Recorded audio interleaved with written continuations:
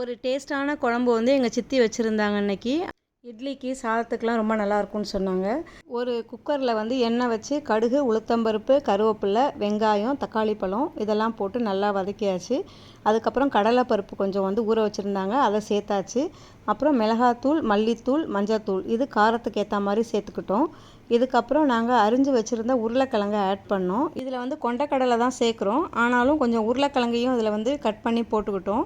கொண்டைக்கடலை ஏற்கனவே வேக வச்சு வச்சுருந்தோம், அதை சேர்த்துட்டு இப்போ கொஞ்சம் உப்பை ஆட் பண்ணி கொஞ்சம் தண்ணி ஊற்றி இப்போ 2 விசில் வர்ற வரைக்கும் குக்கரில் திரும்பவும் வச்சாச்சு.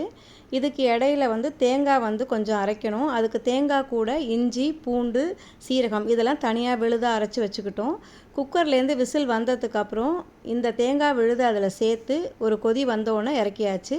இப்போ சூப்பரான ஒரு மசாலா குழம்பு ரெடி. நீங்களும் ட்ரை பண்ணி பாருங்கள், ரொம்ப டேஸ்ட்டாக இருக்குது.